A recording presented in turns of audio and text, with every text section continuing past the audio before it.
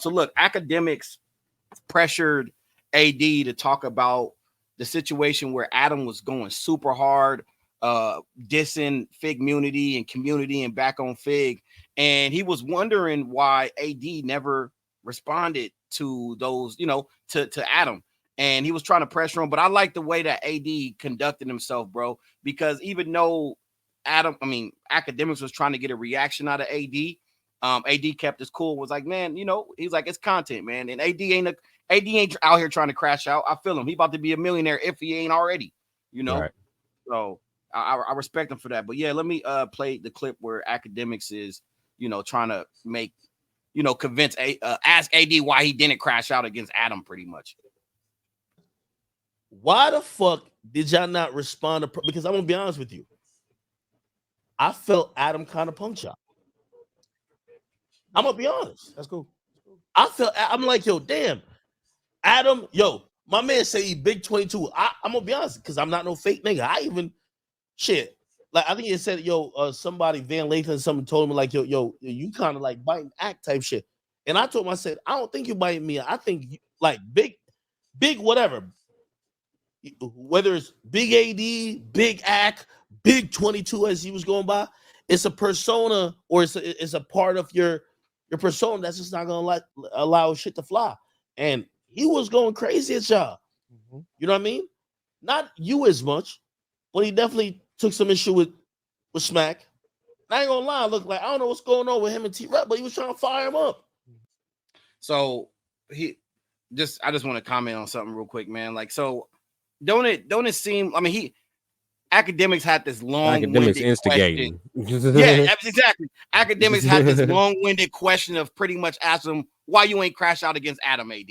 Why you ain't crash out? And I'm like I said, we're gonna continue playing it, but I just had to pause it and say that, like why you trying to just get to the point, bro? That's what you really wanted to ask the nigga, bro. Why you didn't crash out against Adam?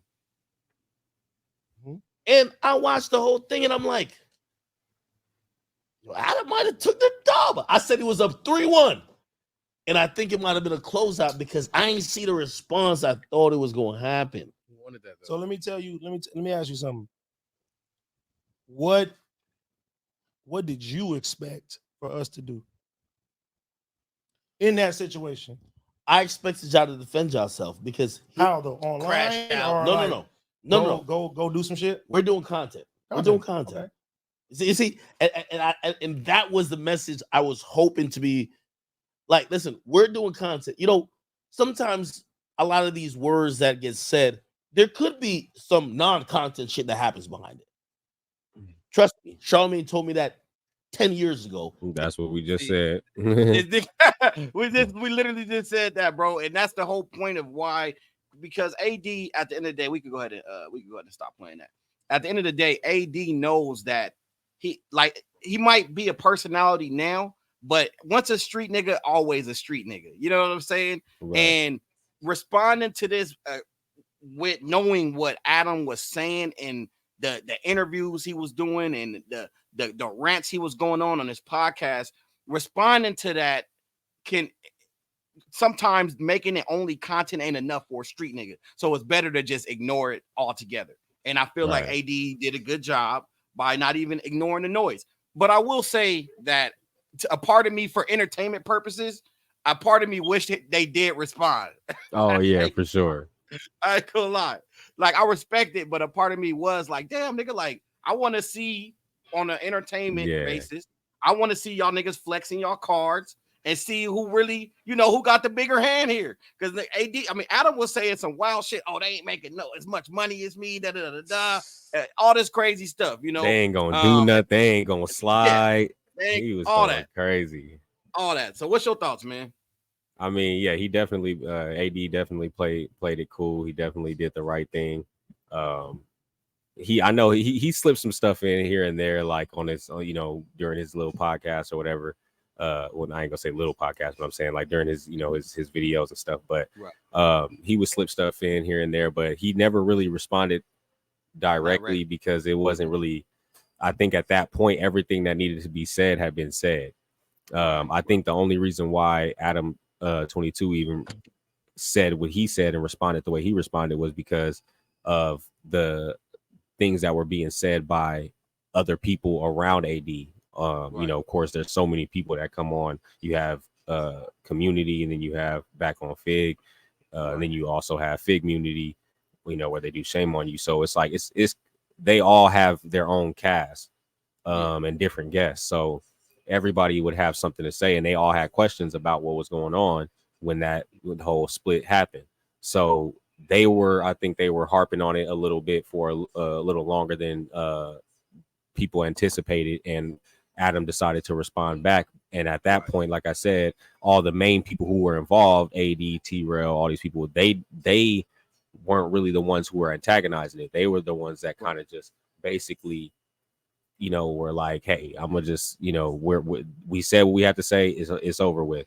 But like I said, it was their homie. So he definitely played it right. I don't think there's anything that needs to be said by them on that. If they do respond, it just kind of makes them look like they're taking it personal. And then like how Akademiks said, it's a content game, so it's all about us trying to get the content. We understand that, but at the same time, I don't think AD is responding because he's not trying to give Adam22 any content. So agreed. And Facts. that makes sense.